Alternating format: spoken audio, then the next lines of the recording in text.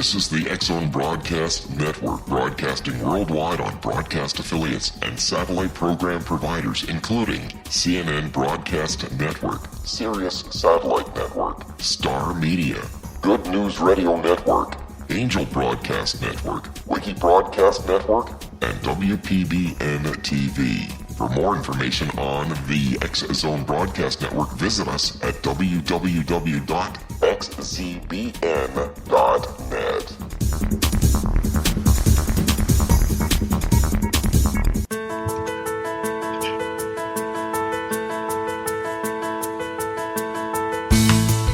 Hi, curious minds out there in our ever-expanding radio land.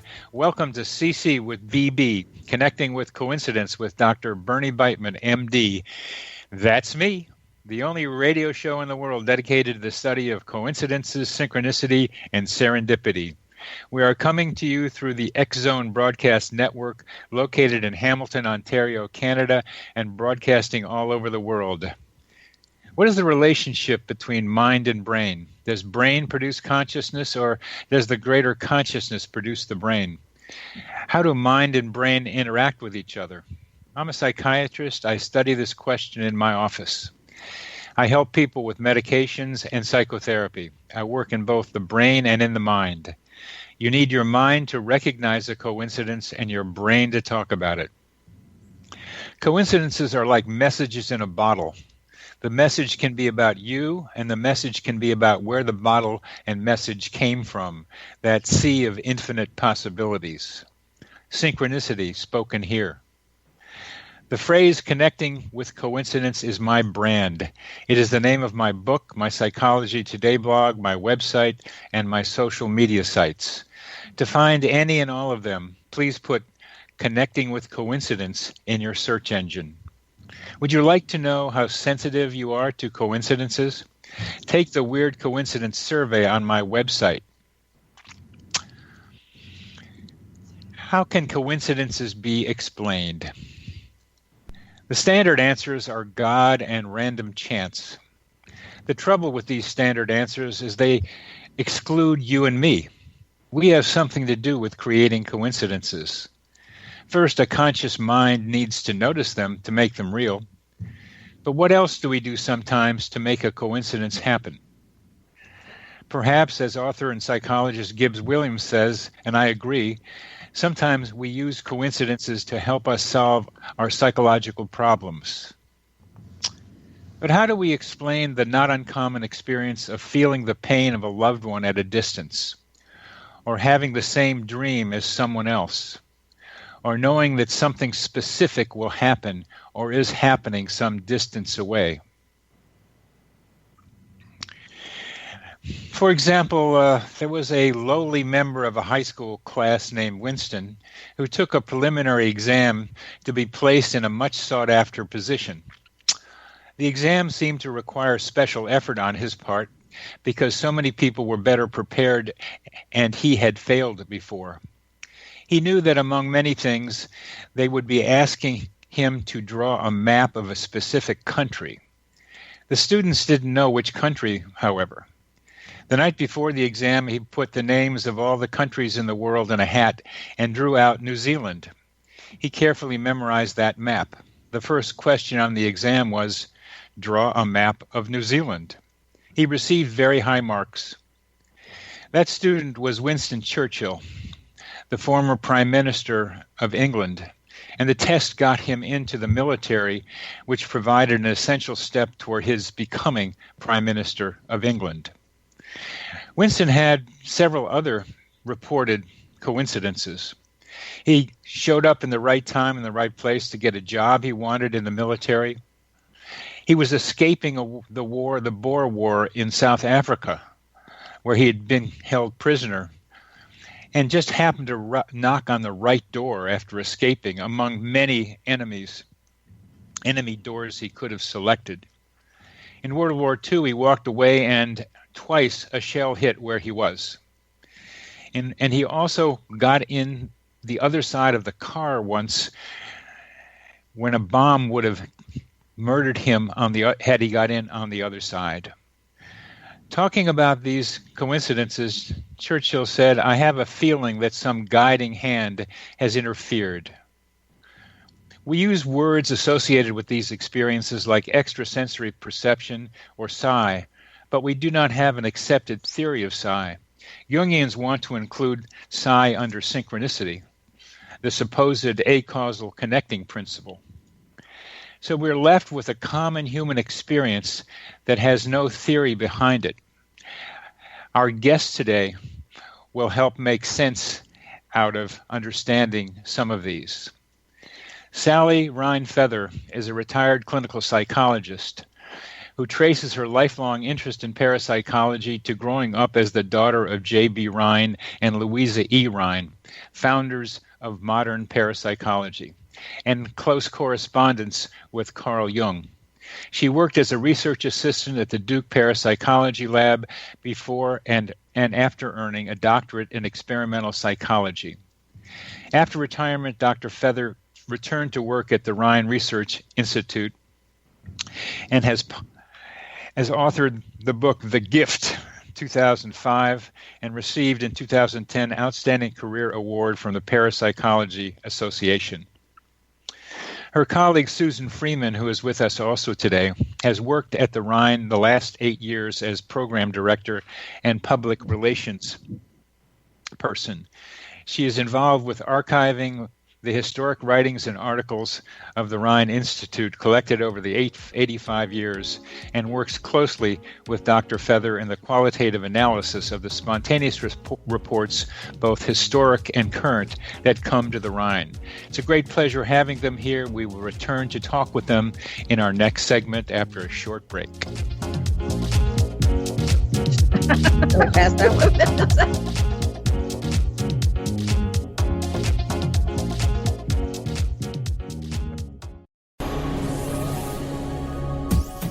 This is the X-Zone Broadcast Network, broadcasting worldwide on broadcast affiliates and satellite program providers, including CNN Broadcast Network, Sirius Satellite Network, Star Media, Good News Radio Network, Angel Broadcast Network, Wiki Broadcast Network, and WPBN TV. For more information on the X-Zone Broadcast Network, visit us at www.xzbn.net.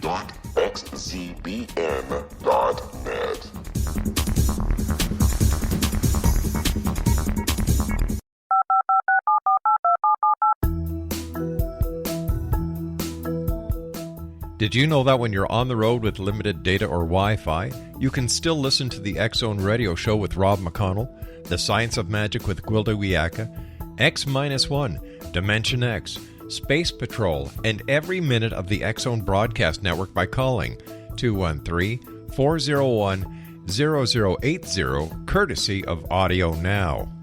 No smartphone, app, or internet needed. It saves your data plan, and it's free if you have unlimited minutes.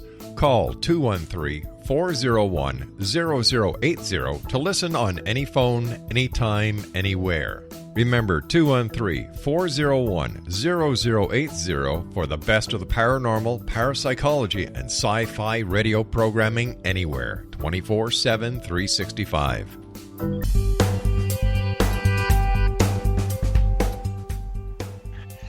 Well, welcome back to CC with BB, the only radio show in the world dedicated to the study of coincidences. And our guests today are Sally Rhine Feather and Susan Freeman from the Rhine Institute in North Carolina. What a delight to have you both with us. And Sally, the historical essence that you bring to this discussion is superb. So let's talk about you and the Rhine and your history. Tell us about your involvement with your parents growing up doing this supposedly crazy stuff and coming up with beautiful data to suggest to the world that the numbers are there. Can't you pay attention to them? And still getting people saying, no, it didn't happen, and you know it's true. And tell us about a history of you and the Rhine, please. Well, your last sentence just sort of summarized a lot of the feelings that go on, and you grow up in a strange world like mine was. It didn't seem strange. It seemed like any other kid's life until I got old enough that people began to tell me what my parents were doing was unusual. I enjoyed it very much because I got to meet interesting people. Like you'd come by, I would have seen you when, and interacted just on a normal basis with a lot of very interesting people from all over the world. And of course, got to participate in the early ESP experiments. I'm talking about the lab studies in those days. It was really all about the science.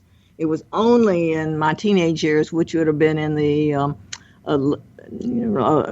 later when my mother got back into the field, that we began to talk about these, what you're calling coincidences. We would just call them psychic experiences that people kept sending in from the very beginning. This was a place where even if they're doing experiments with cards and all that, still they're studying things like telepathy and clairvoyance, and the whole world is interested in experiences of that sort. Whatever names we use them, whether even say coincidence, people want to tell you about them. So the early parapsychology laboratory at Duke was the go-to place for sending your account. Where somebody might pay attention to you, at least they were studying it. Yeah, that impulse to try to communicate with someone, because it makes some people feel a little crazy to tell others about them, and they say you're wrong. Right. That's something that Susan and I still find today. It hasn't changed one bit.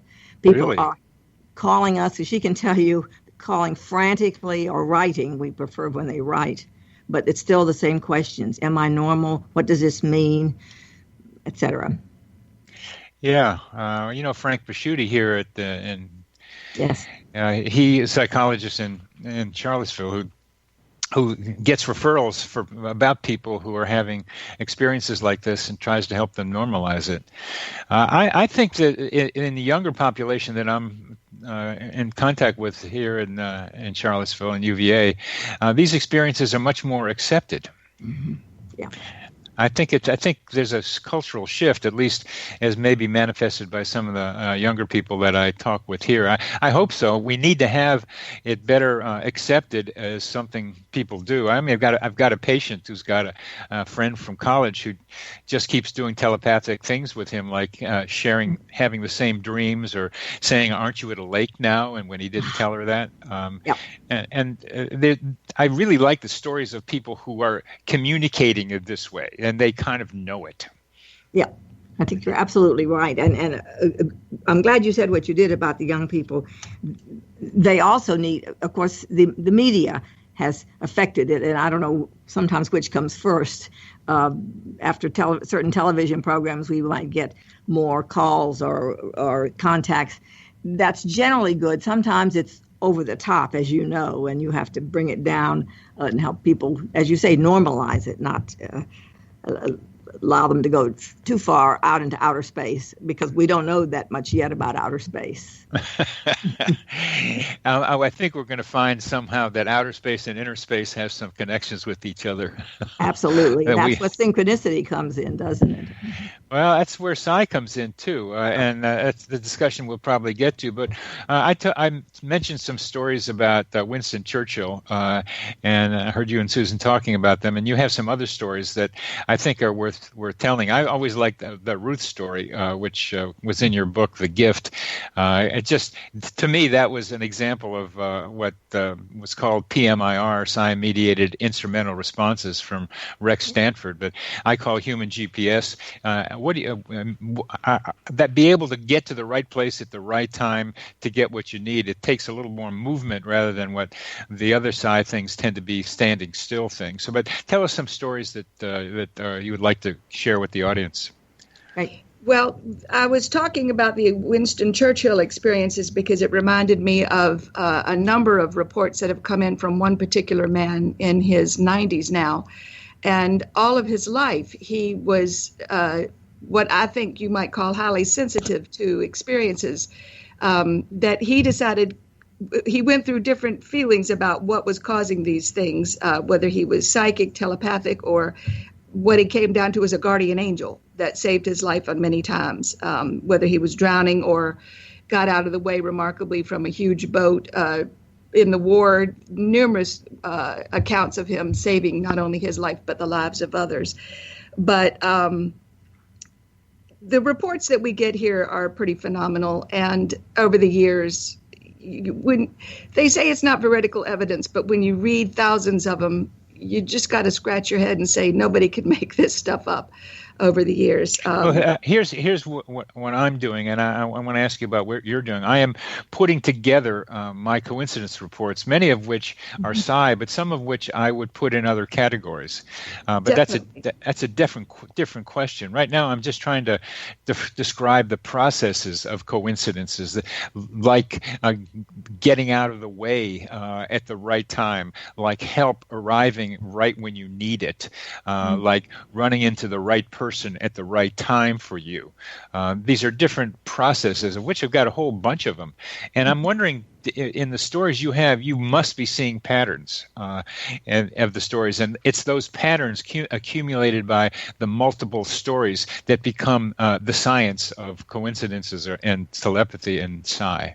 Well, thanks to Louisa Rhine's work, she diligently classified these into categories such as clairvoyance, telepathy, and precognition, which is 3 of the main subjects that we study, called general ESP. And if you follow those categories, then as we're reading specific reports, we can sort of put them into the categories that we think they're most appropriate for. So, clairvoyance or intuitive seeing, I can give you an example of that. A woman was cooking food and she took off her rings and she lost her rings and couldn't find them. Was very upset about that, but then she had a vision, so to speak. She saw in her mind's eye her rings in the bottom of an ice cube. Now, where that came from, she wasn't sure, but she looked in the freezer in the ice cube tray, and her rings were in an ice cube, in the ice cube tray. Uh-huh. So try to put that together. I mean, we would call that clairvoyance or intuitive seeing. Telepathy, as you said, is mind to mind. So one woman was in her house doing some things when she kept hearing her mother call her repeatedly by her childhood nickname. And her mother lived 15 miles away. There was no way she could be hearing her. But the most important thing was she took action, or had conviction, as Louisa would call it, got in the car and drove to her mother's house, only to find that her mother had fallen and was seriously in danger of dying, had the person not come to help her. And she said she's been calling her name for the last hour, the nickname. So that would be telepathy to us. Yeah. And of course, there's precognition, of things that people know are going to happen. Around 9/11 and the tsunami, we got calls, people saying, I've had this dream about a burning building or water rushing in, and I don't know what to do about it. And of course, we don't know what to do about it either. But in hindsight, you look back and say, geez, we got a number of those kinds of calls around these particular times of tragedy. So we have all kinds of experiences that we sort of lump into things like that. Sally, do you know? Well, I was going to say, I think my mother's work, and of course it took her decades and thousands of cases to come to these conclusions, it was a basic classification. She was basically a botanist, and so classification was the first order of things. Yeah. It's just the beginning because, of course, the telepathy cases, as you know, all of them range in different ways. You're looking at it in other ways, which I think are very important and interesting, and we'll learn more about your work too. We are hoping ourselves to, what we've been searching is to find waking intuitive cases that we could do qualitative analysis, sort of like phenomenological, look at people's words and see, can we get any clues as to what triggers things? Now, sometimes it doesn't. It's somebody just suddenly knows, like the woman who ran to save this child from falling into the water hole.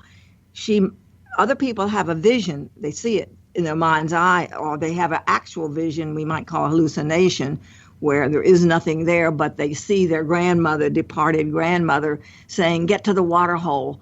There are various forms of ways things can occur, but what meaning can we find of these various differences? But first we have to get them together and sort them out, and that's, again, what we're doing on top of what she already did. One thing we did find out in a preliminary study, we've mentioned it a little bit, is that generally most people are confused or frightened by the experience, even if the outcome is positive, even if someone's life was saved or something beneficial happened. It still scares them because they don't understand what happened.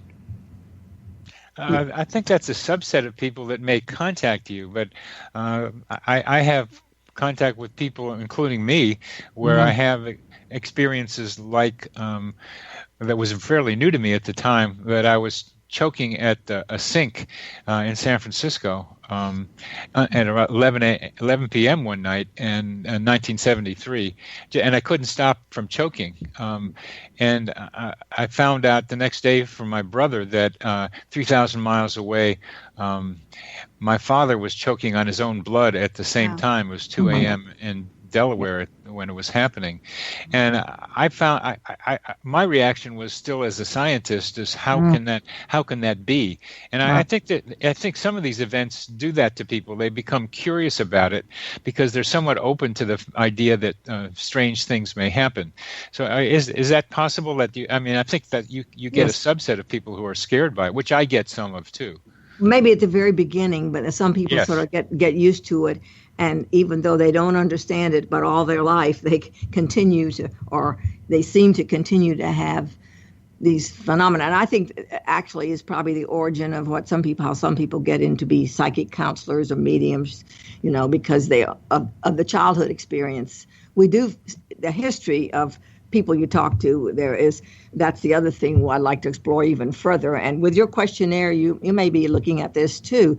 What's the history of the childhood, the parents, what are their experiences of other people around them, or how were they treated, of course. As you know, as a psychiatrist, I have to think of, who Joe McMoneagle is. Sure. Right. And Joe tells the story in his own book, and he's told us that when he was a child, he and his twin sister both had this kind of ability, but they agreed not to talk about it. It wouldn't have fit in with the family's dynamics, and in fact, they got punished if they said anything. He kept quiet. She began to talk as a teenager of what she thought was going to happen. Her parents took her to a psychiatrist, and she got medicated. Now, his version is that he thinks she got walked into being mentally disturbed by the treatment. I'm sorry, we're going to have to interrupt now. I want to be able to talk about just that. We'll be back after a short break.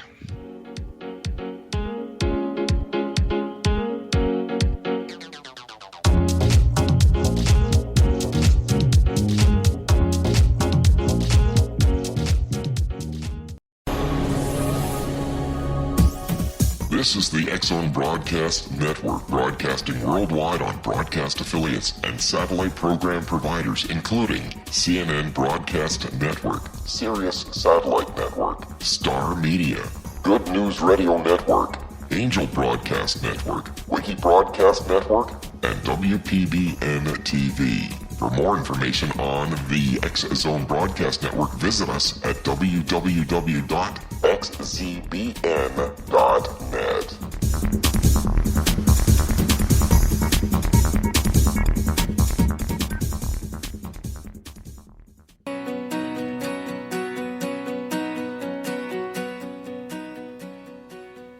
Welcome back to CC with BB. I'm Dr. Bernie Beitman, MD, your host, and we are here with Sally Rhine Feather and Susan Freeman from the Rhine Institute in Durham, North Carolina. Welcome. I'm so glad to have you on the program, and the place that we are talking about is the interface between psychosis and psi experiences and how people get treated but for their psi experiences as psychotic. And we're talking about Joe McGonigal, who's a wonderful clairvoyant. This guy could look around the world and tell you what was going on at great distance from where he was. And he didn't talk about it, but his sister did. And Sally, please continue what happened after that. Well, things did not go well for her in her life. But he feels, in that regard, I don't know how it ended up for her, but although the day that she died of a heart attack, he knew it hundreds of miles away. and got in his car. He knew something was wrong and went to her bedside. But that was, he felt that lack of understanding in her early environment frightened her, maybe, and led to other things. Whereas he just kept quiet about it. Oh, okay. I mean, that's a part I didn't understand. They were both, let's say, clairvoyant, among other things. Yes. He stopped. He didn't talk about it. She did. Yes. Her parents reacted negatively to that. So it was her parents' reaction that helped make her crazy in some form or another. Yes, exactly. It wasn't and I'm glad you clarified that. It was not the ability.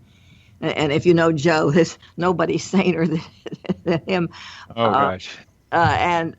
So it was not the ability, and of other gifted people we know, we don't see that correlation of the truly gifted. Of course, I'm not talking about the misunderstandings that sometimes people think they are psychic when clearly there's no evidence of their stories really being more than imagination. And we all occasionally are subject to that. So it is difficult to know at first, the very first experiences you have, what's real and what could be a true coincidence when it's just an accident. Not everything that happens is psychic, and not everything do we think. Yeah, I'd like to get examples, not now necessarily, of ones where they're coincidental in the mere coincidence thing, that they're probability or random events that come together, and when that it's probably evidence of a psychic ability. How do you make that distinction now that I think about it? Well, in a way, we don't really have to, Bernie, because or Dr. Beitman. Bernie. We don't have Bernie.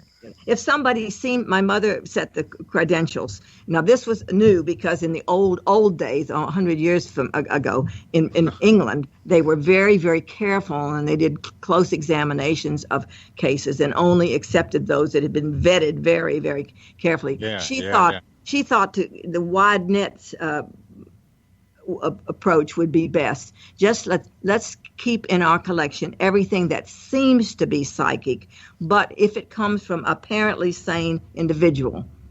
Now, and the letters and the calls, well, they came by postal mail then, by emails now, and you can read a letter or two, and you can decide, this one goes in the rejects because this person doesn't sound grounded enough that we could trust their reporting. Could be just the way they're reporting it, but we do reject some and for our collection, but mostly they come from sane, normal people like you and me and our neighbors, and we accept it as a possibility if it fits the criteria for what we would call ESP, predicting something that would happen or is happening without the use of the known senses or just from inference. I have a bit of an example, a personal experience that just happened yesterday, which I thought was kind of interesting. I was telling Sally, yesterday morning I was here at work and I had your book and the papers, some notes in front of me, and I get 90% of the calls that come to the Rhine from people who are trying to ask help for their experiences. And this woman called, and she repeatedly referred to her experiences as coincidence and synchronicity. Now, I'm going to say this truthfully. I have never had a person call and use the words coincidence and synchronicity so many times in the entire time I've been talking to people, except for yesterday morning, right before, as I'm looking at these things to get ready for this talk. And I thought that was a very interesting coincidence that someone should be coming and calling their experiences coincidences as opposed to what we might look at as ESP. Unless she was a plant from your radio show. And she, in a way, probably she was. I mean, I've had a series of coincidences related to the radio show, something like this, but I haven't heard one for a while. So thanks for telling me, because this activity. This radio show, I think, sometimes stimulates coincidences around it. It's kind of like a tarot card that I used to like, the Princess of Cups, where she would be dancing, just swirling, and then crystalline forms would form on her, the hem of her skirt. She didn't do it on purpose. It was just her motion that made it happen. And I think activities like this radio show, tend to do something like that. They make coincidences more likely. They don't make them happen. So thank you for that one. I think those things are happening, and I sometimes get to hear about them. It was very interesting for me because I couldn't relate any kind of ESP to it at all. I didn't call it to me in any way, so to speak. So that's indirectly you did. Because well, yes, I mean communicating. Energy flows where attention goes. So I'm not surprised, but it was very interesting. One of the things that one of you said earlier was about the different channels through which information comes to people. And using the Ruth example, and again, the story of Ruth was the mother comes home. Ruth is 6 years old, and Ruth isn't there, and the babysitter doesn't know where she is, and next door neighbor doesn't, and then her mother just blindly, apparently, without feeling, which we hear stories like this other plenty of times, ends up by a huge pool, a quarry that the 6-year-old and her friend were going to go swimming in or go wading in, and it was very deep right there at the edge, and the mother got there in time. And whether the mother had been there before or not was not clear from the report, but somehow the mother got to that place. And the way you were saying that people get to places like that, sometimes it's kinesthetic, which is what it sounded like here. The body seemed to be moving there without very much conscious attention. Sometimes it's a vision that you need to go to this place, so you get that. And sometimes it's a voice telling you to go to this place. Yes. Voice. Mm-hmm. Sometimes those voices are what make a psychiatrist a little bit uncertain, of course, because hearing voices means you're psychotic. Mm.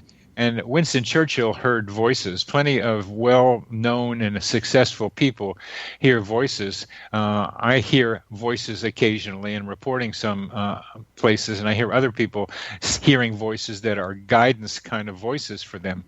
Where do you think these voices come from?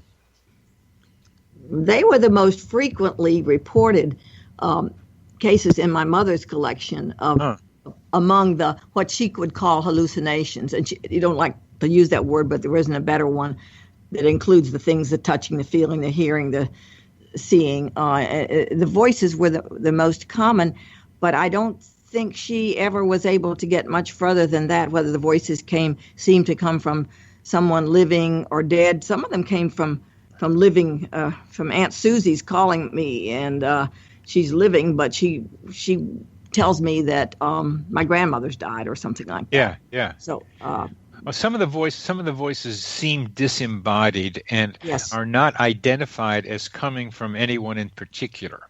No.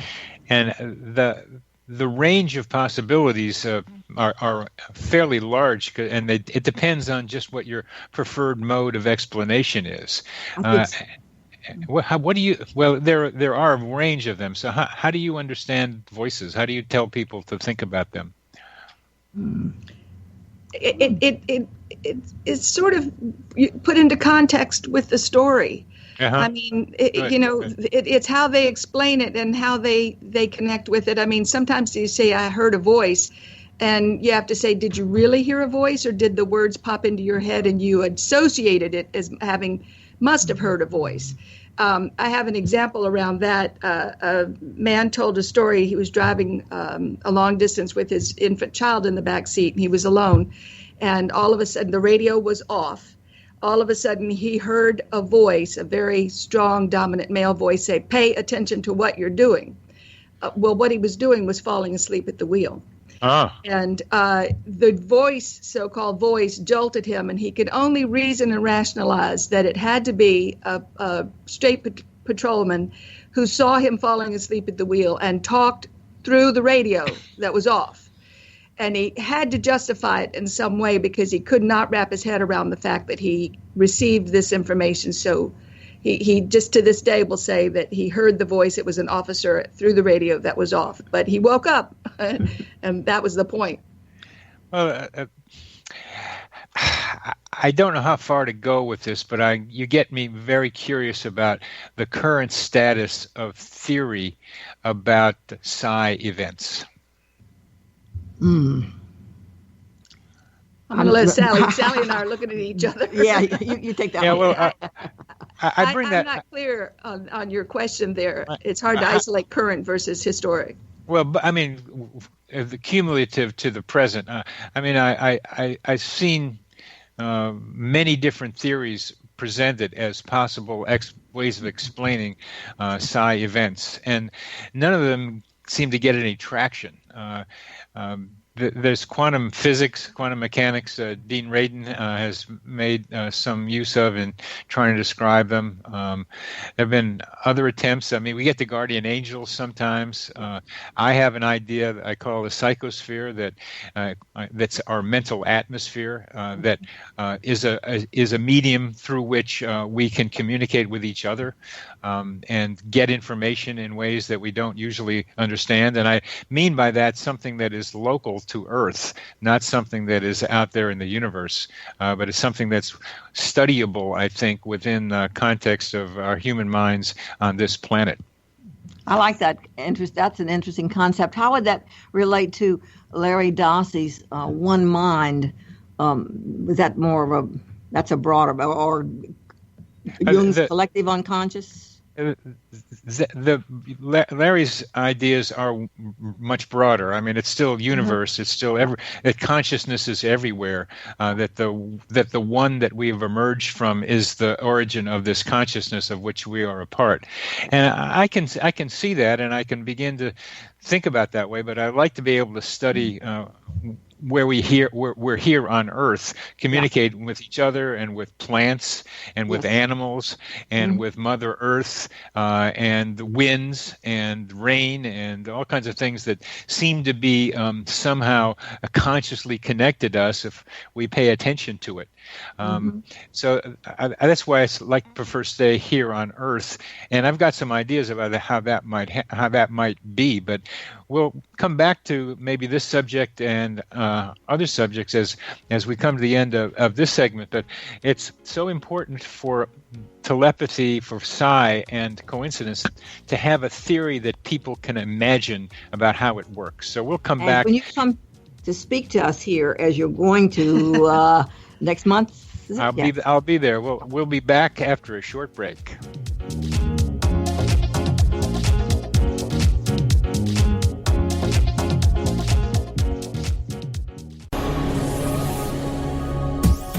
This is the X-Zone Broadcast Network, broadcasting worldwide on broadcast affiliates and satellite program providers, including CNN Broadcast Network, Sirius Satellite Network, Star Media, Good News Radio Network, Angel Broadcast Network, Wiki Broadcast Network, and WPBN TV. For more information on the X-Zone Broadcast Network, visit us at www.xzbn.net.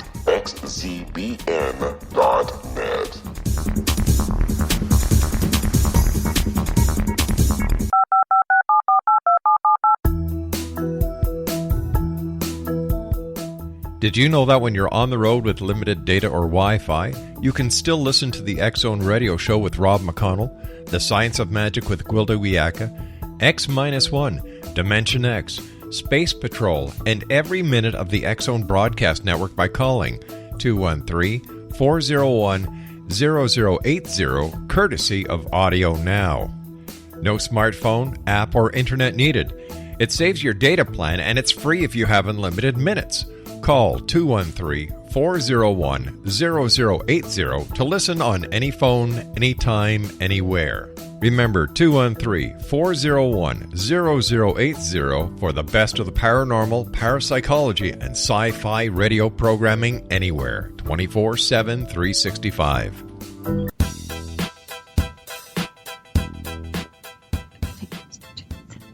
Welcome back to CC with BB, Connecting with Coincidence with Dr. Bernie Beitman, MD. That's me.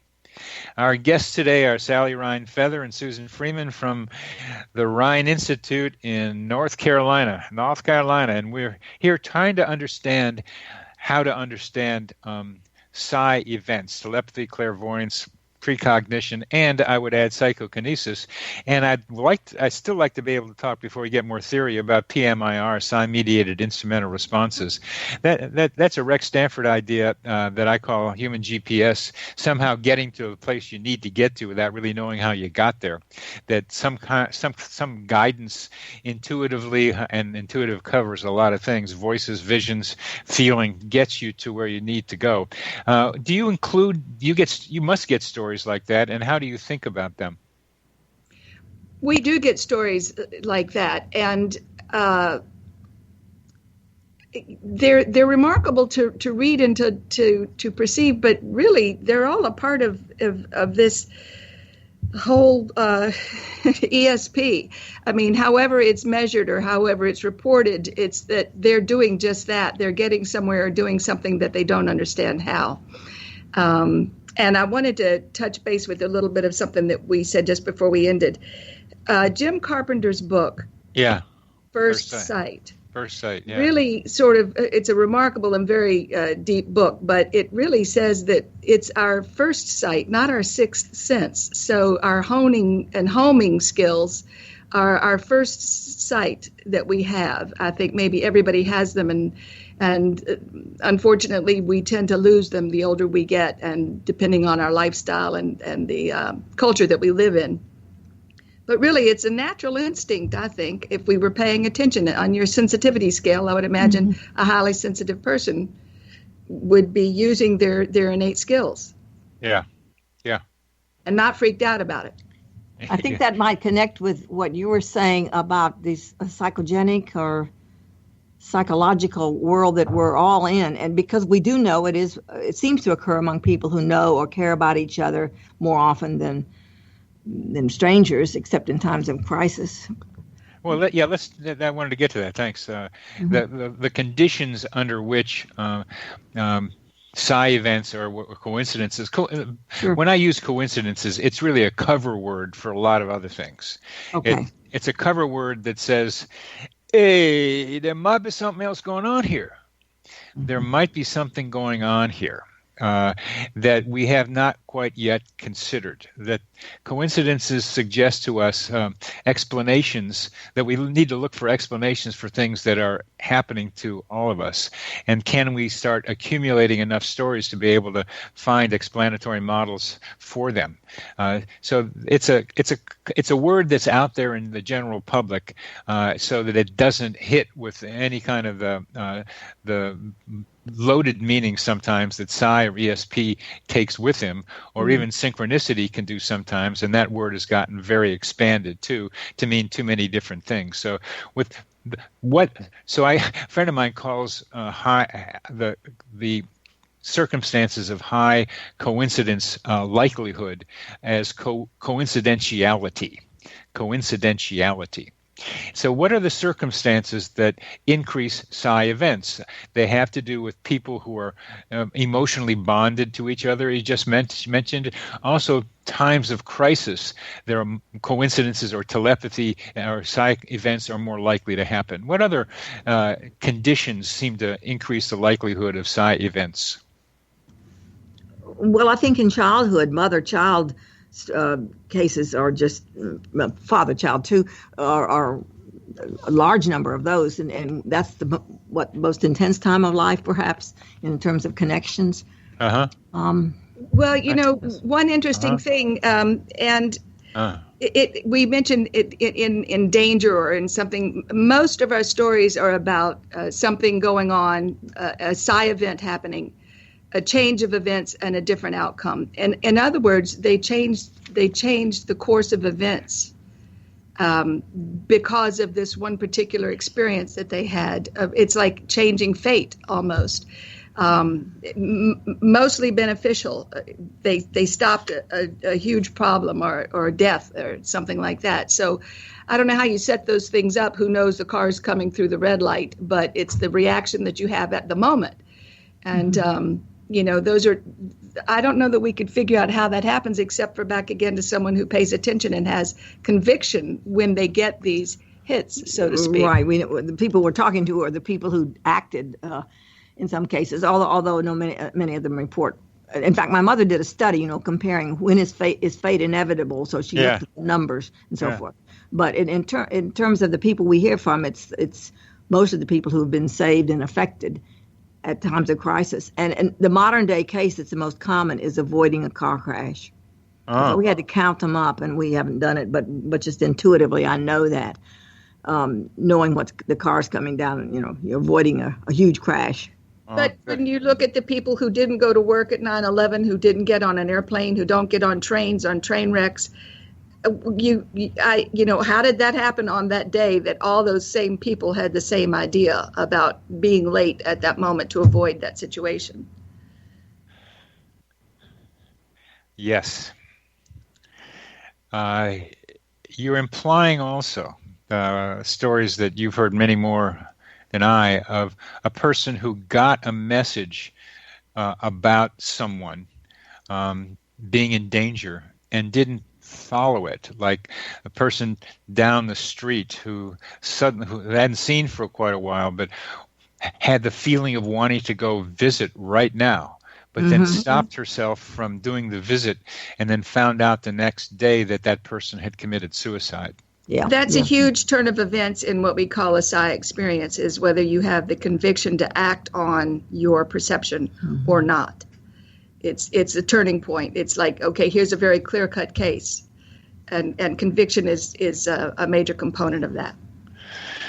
You get people calling you up who maybe have the drive, as this person did in this story, but had too much rationality to not respond to it. Yes. So the conviction might have been said strong, but not strong enough to overcome the rationality. And then you must hear people feeling guilty about not having acted. Right, that we do, yeah, absolutely. And I think there's a tendency for people who are overly rational, the logical person, not to have as many or report as many psychic experiences as the more freely creative, artistic. That's fairly well documented even in the laboratory studies. People don't talk about not doing something as much as they talk about having done it. I think that their feelings of sadness or guilt maybe might feel so bad. They might feel so badly about not following through that we don't get many reports about, I wish I had done something. Yeah, that's their first experience after they've messed up. Then they have, think of Marie, the one who reports so many in my book. After the first mistake early in life, she remembered, and the next one she paid attention to. There's some learning from people who I think are gifted. Yeah, let's talk about the people who are gifted, because like a lot of things, some people are better at psi things than others, and some people are better at telepathy than clairvoyance, and some people are better at psychokinesis than they are at any of the other ones. So how do you characterize people, besides the fact that they may not be so rational, although Joe McGonigal was certainly one of the most rational guys you want to run into. Right, on the one hand. But on the one hand, yeah. I think, he's got his... I don't know. That's a good question. I'll have to. He's coming down in a couple of weeks. I'll have to ask him that question directly. It's certainly we have a lot of people come to the Rhine that are very, very gifted in one skill or the other. Lots of mediums, psychics, people offering their skill sets for us to research, which we don't really do one-on-one like that too much.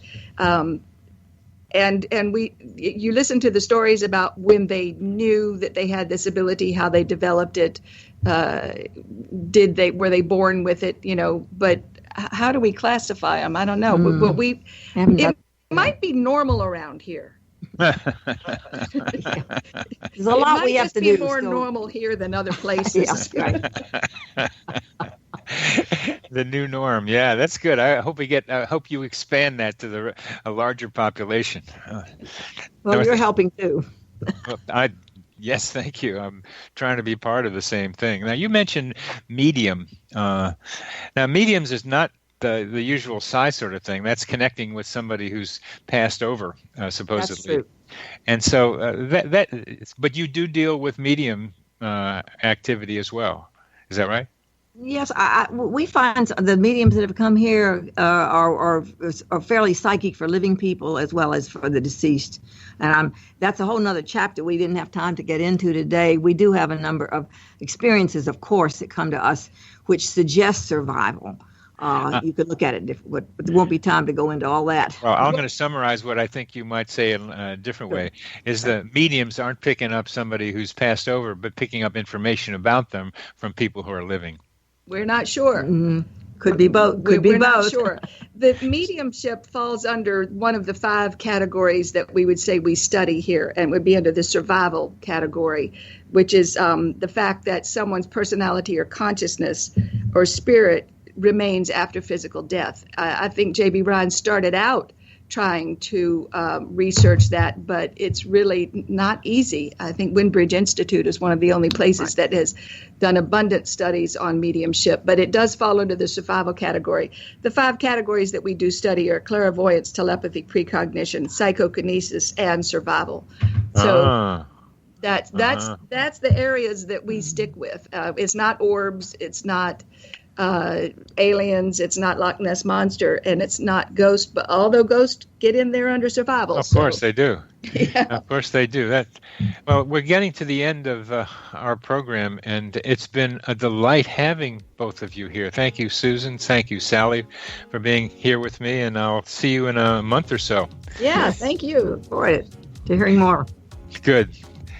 Over and out.